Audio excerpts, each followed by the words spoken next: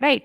Now, the thing is that why exactly do we have to, do the brand awareness? What are the advantages of doing the brand awareness? Because whatever we are doing, there should be some kind of a reason. There is some kind of a reason that, okay, these are the reasons that we are doing this. So, the first and the foremost advantage of doing the brand awareness or increasing the brand awareness or rebuilding the brand awareness, the first thing is that consumers are able to recognize your brand. So it's like a long term impact. You have to create a long term impact so that when I talk about something or somebody else will talk about something, you are able to recognize that you have some kind of a memory regarding that. So that memory can be negative, or that memory can be positive, right? Because it all depends on that what exactly those people are going to communicate with you when they are doing the brand awareness. So it all depends on that also. So what they are going to communicate and what exactly you are going to perceive from that. So say those type of things you will be having in your memory. So the first thing is that you they people will be able to identify what exactly your brand is. The second thing is, as we know that whatever projects or whatever companies or whatever organization we are working in, so the end result is that we need to have some kind of a sales, we need to kind of grow our business, right? So the other thing is that it helps us to increase the sales, because as many as people are aware of the product, okay, so it is going to help us to kind of increase our sales. If only 10 people are aware of my product, so what exactly is happening? And even let's suppose 10 people are know about my product, okay, and that too those 10 people are not interested, so it is not helping me to increase my sales. So what exactly I need to do? I need to reach out to more and more people, so that people will be able to understand, and they will be able to relate more with my uh, product, and I will be able to relate with the more with their needs. So it is going to help me increase my sales. It is going to help me generate more leads. Because if I talk about consumers, so consumers are like their if we read their behavior, so their behavior is people more believe on the products which have kind of a name, or they are more uh, trustworthy within the community. So people kind of people don't thought about not buying those products. Okay, so that is the reason that branding plays a very important role, or brand awareness plays a very important role. And the other thing is that it builds trust and authenticity, right? How exactly it is going to build a trust and authenticity? As I already spoke about Microsoft. So how exactly when I talk about Microsoft, so it means that they're sharing so many things, and other people are also sharing a lot of things related to Microsoft. If I go to LinkedIn, so people are like kind of sharing their experiences, maybe how exactly the work culture in the Microsoft, how happy they are, what are the pay perks, what all facilities they are getting, and how Microsoft is helping their employees to grow in their personal life or in their professional life. So people, whatever kind of services Microsoft is providing to the people, what exactly people are doing, people are kind of sharing those type of things on the platform. So it's indirectly people are kind of building a awareness regarding the Microsoft within the communities, because Microsoft is helping other people to grow. Other people are kind of, indirectly telling other people about that. This is the reason that I am here. Now, if you want to also be part of this field, so these are the reasons that you have to be part of this. So, what exactly is happening here? So, this is the brand awareness, the people's awareness, the word of mouth thing that is helping uh, Microsoft build a trust within the community and authenticity and the quality. So same way it is related to the other products. If I talk about Amazon, so if I talk about today Amazon, or if I talk about Flipkart, So there are people who will be saying that, okay, I love Amazon. There are people who will be saying that I love Flipkart. So so why exactly is happening? So it all depends on that, what kind of trust they have. Okay. The other thing is that it gives you a competitive advantage. Yes, the competitive advantage is that if you will be able to, because everything is online, people are aware, able to know about that, what exactly it is there in the market. Okay, so you will be able to get to know about the other people's, what exactly they are doing and what kind of results they are getting. So accordingly, what exactly you can do, you can improve that, how this is these are the results they are getting, and how exactly I will be able to kind of uh, improve. And then this also helps you to boost customer loyalty and retention. Obviously, when more people are kind of trusting some kind of a product, so it automatically builds a relationship with those people. And automatically, when people are happy and when people are talking about their product, so automatically it is helping the helping the product to retain their customers.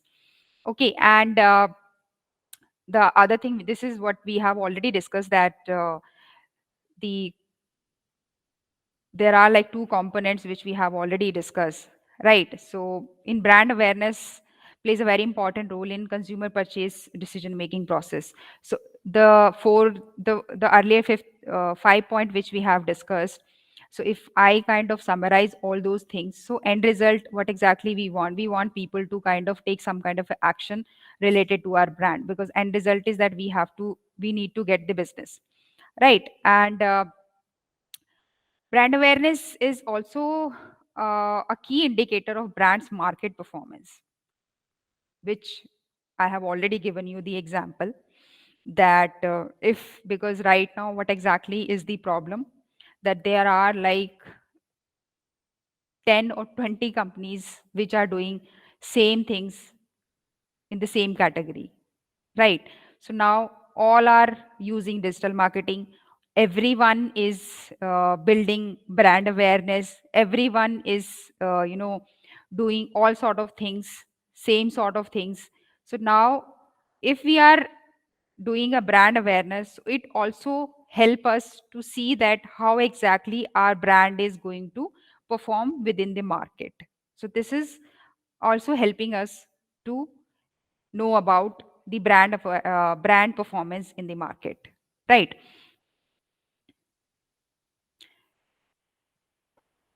And the other advantage is that mostly using digital marketing, we have a lot of tools by which we will be able to regularly check that how exactly our things are performing, what exactly kind of things, results we are getting, right? So same way the marketeers regularly monitor brand awareness. Let's suppose I want to kind of increase the followers of my some of my pages, or maybe on the LinkedIn page. So what I will do, I am doing some kind of activity on that page. So regularly I will be kind of monitoring that how exactly that uh, activity is behaving, how is it helping me to get the followers or not, and how many followers I am getting in a week.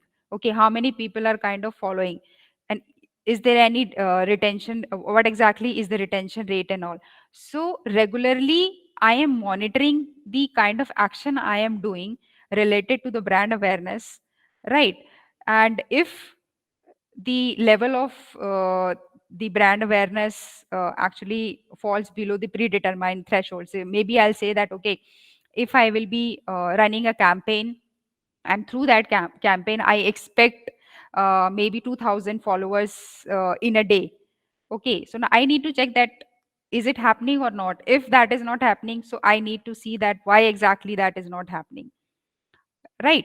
So these are the kind of things it helps us to do. And then brand awareness is also one of the major brand asset that add value to the product service of the company, and investing in brand awareness can lead to sustainable competitive advantage, and thus leading to a long term value, right? Because all these points are like kind of interrelated. Okay, and it also helps in increasing the engagement. Okay, how exactly it is helping us in increasing the engagement? Because the kind of things I'm sharing, how exactly people are kind of, what kind of responses they are sending. So it is helping me to kind of increasing the engagement. It is helping me to, uh, you know, involve people with my brand. How people are kind of involved with my brand. Now the thing is that when we talk about brand awareness, so there are like few steps which are important, and there are like different stages, or if we say that the hierarchy of the effect, what all steps are included in that. So the first stage is that awareness. So in the awareness stage, that people are aware of the category, the product, the brand, okay, usually through advertising. Okay, so if you are like running some kind of campaign, or if you are providing some kind of service related activities, so people are able to know about that product, what exactly that product is, what exactly is the category of that product, or right, and what exactly that brand is. And the second stage is that knowledge. So in this knowledge, people actually learn about that brand. Okay, let's suppose if I'll talk about the what do you call, the Adidas. So in that case, you will be able to learn about, okay, what exactly is the color, the price, the availability, the services, and all, how exactly they are dealing and everything. So this comes in the knowledge field. Then third stage is the liking phase. So the consumer develops a favorable and unfavorable disposition towards the brand. So now you people, I know about something. Okay, I have the proper knowledge about something. Now I have to kind of build my interest. So liking means the interest. So in this stage, we are building the interest of the people, that how many people are kind of interested into my product. Okay, so this is the first stage, that people will be able to see that they are liking the product or they are not liking the product. Okay, and the fourth stage is that preferences. So now in this stage, people start comparing your product. As I told you that there are like maybe 10 companies, so you know about those 10 companies. Now what exactly you do? You are aware of that. You have the knowledge. Now you have built the liking. So you will say that, okay, I love Amazon. I love Mintra. Now I have one product which I will be buying from. Which is available on both these platforms. So now what exactly I will be doing? I will be like kind of comparing the brands. Okay, I will say that, okay, on Amazon, what exactly is the detail, on Flipkart, what exactly is the detail. So this comes the preferences. Here comes the preferences. And then the fifth stage is the conviction. So in this stage, what exactly is happening? The consumers provide you the details or the desire that they want to go with the product, right? So in that case, that depends on the on you, that you are providing the samples or trials, or the uh, to buy the products. That all depends on you, that how exactly you are going to provide. And the sixth thing is that purchase. The consumers acquire the product. Okay, they are ready to buy that product, right? So these are the few stages, and all these stages are differ in different models. So there are like different models regarding that. So we have a basic models in which we have awareness, interest, desire, action. Then we have one more model that is little bit modified models, in which awareness, interest, so it all depends on that, it depends on you. So it's a consumer journey. Okay, and consumer journey is even sometimes it's even personalized. I have my own journey, you have your own journey, you actually have your own interest, I have my own interest. Maybe there are people who like to go through the long process. There are people who like to go through a short process. So these are the few user journeys of the brand awareness.